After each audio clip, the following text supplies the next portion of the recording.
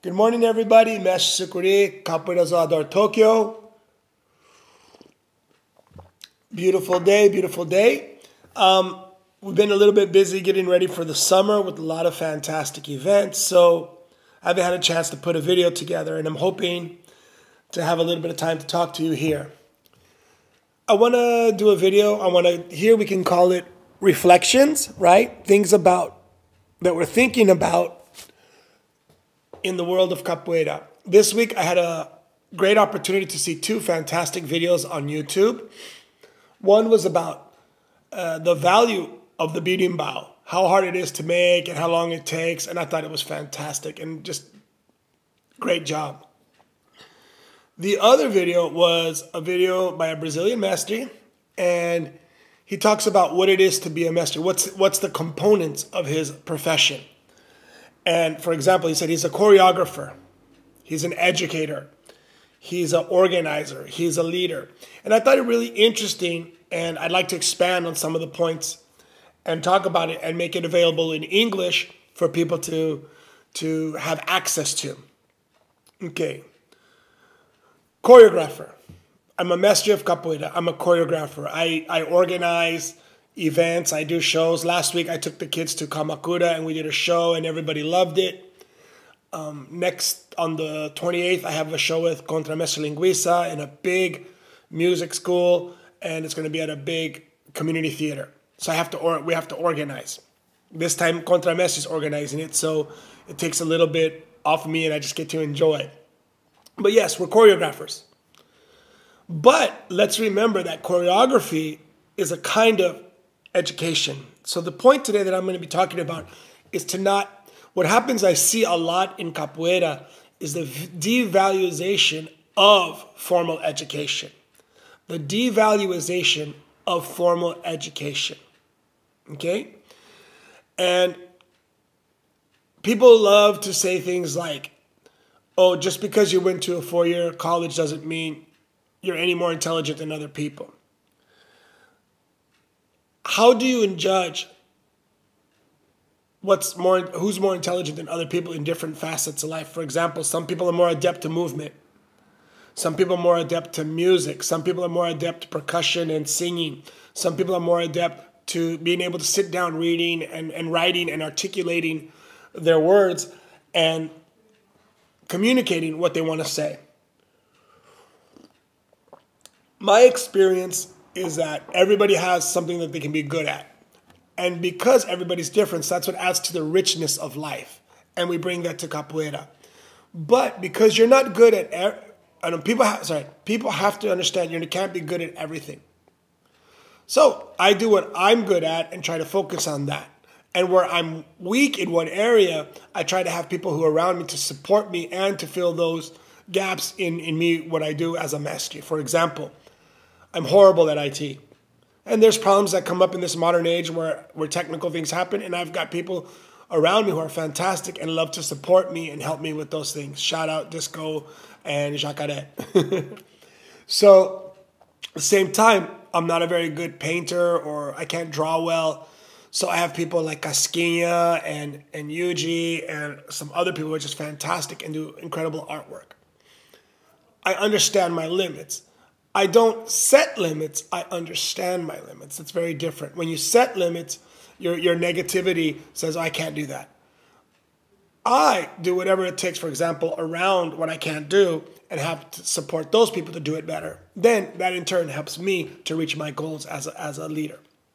Okay, so one of the biggest things I see in capoeira, and I think we need to be careful of it, is devaluation of education. For example, yes, there is a difference. The point that let me go back to what the point the Mestre made said, to be a capoeira Mestre takes 20, 30 years, minimum 20 years. That's what he said. So I'm not taking it out of context. I'm saying exactly what he said. Because, 4 years you graduate from college. And, it takes 20 years to become a Mestre. But remember, I have yet to see a formalized education system of capoeira. People go to the academia even every day, 1 or 2 hours, maybe spend all day there, but they're not getting a formalized, organized education. They're getting something we call through the oral traditions of education. For example, today Master talks about an old story, and I take that to my heart, and I think, wow, that's a little piece of malicia or sabiduría, wisdom that I can hold on to. It's not something that's brought. In a formal education, you have a lot of research brought together to show how different people reacted to that certain topic.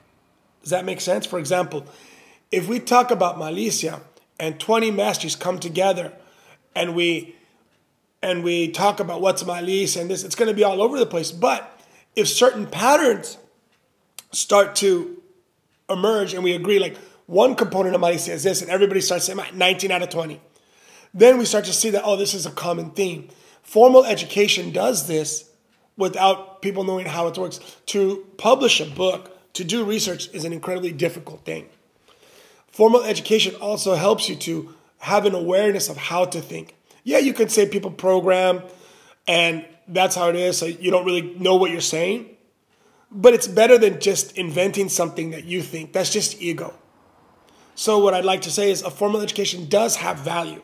It's not the only value. Because capoeira is an oral tradition and a hands-on tradition, but you also have to have the formal education. I'm not telling everyone to go and get a master's in Latin American studies like I did, or a second master's degree in international relations that focuses on globalization of Brazilian popular culture. I'm saying that because it has value. But that is one part of capoeira. If we think capoeira as the roda, one part is the physical, one part is the musical, one part is the historical, one part is the let's say the experience and bringing it all together. But wait a minute, the historical, the cultural, you can research that. There's a lot of material out there that you can get on Amazon, you can get anywhere, and there's access to information. With this modern technology, you can ask different masters, send them email. People send me emails, and I love to answer to the best of my ability. If I don't know, I don't pretend to know. That's one thing that formal education teaches you.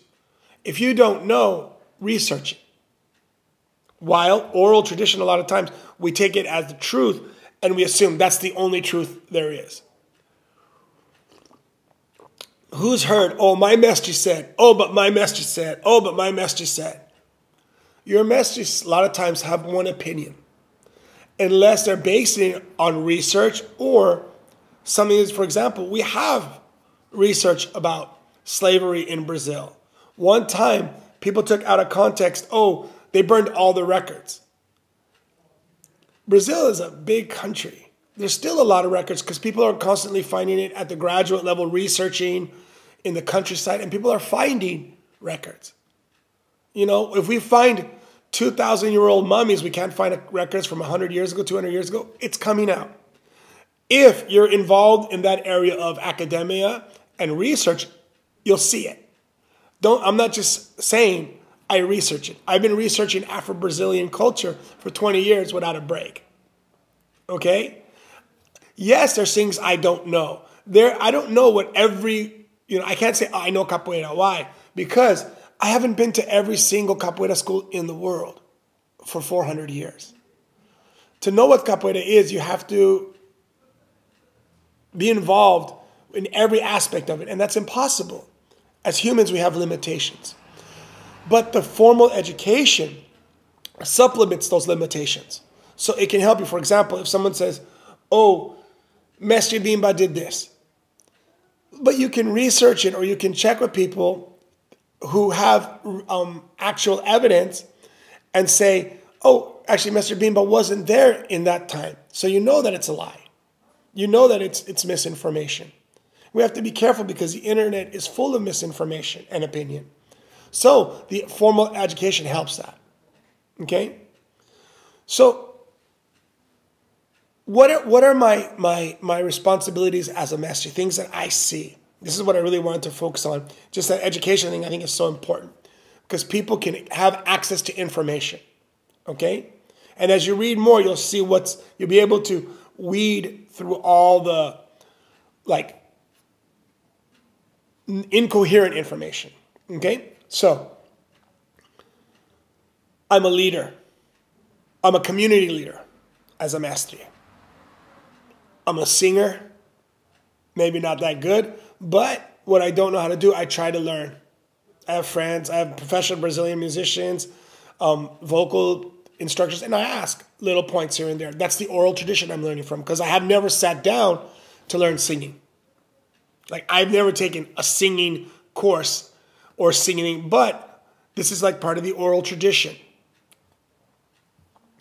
I'm a choreographer. I'm a theater major. Why? Because throughout my life I had opportunities to take drama classes in school and whatnot.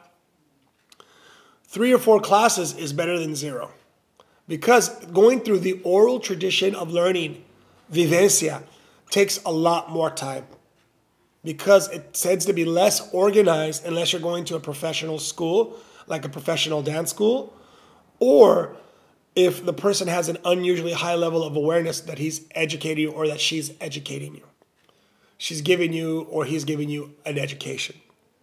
So, understanding the difference between those two and what I do are very important. So I'm a choreographer. I'm a percussionist. I can't read music, but I do research, 2 or 3 books on the theory of music. What is music? What is percussion? I'm not saying read 50 books. I'm not saying get a degree in percussion. I'm saying have some information. Today's video really wanted to reflect on that point, the value of education, but also the value on self-education. People have access in modern days to a lot of information. And I really want to just say, don't make excuses, research. I know guys and girls who are like, oh yeah, I don't have time. We all have time. It's what we find important and what we value. For example, Mestre Accordeon's coming here, a little plug for the commercial, but what if I said right now, if you read this book and write me a 1-page summary, I'll let you come to Mestre Accordeon's events for free. I guarantee you people will do that because they feel the value in that offer. But when it's up to them to sit down and read a book about the history of Afro-Brazilian percussion or Afro-Latino history or the slave trade or education or leadership, no one seems to have time.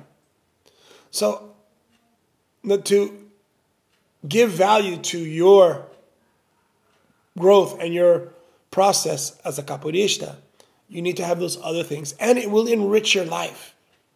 It will enrich your life. That's why education is so important. I hope this video inspires people to get a couple of books.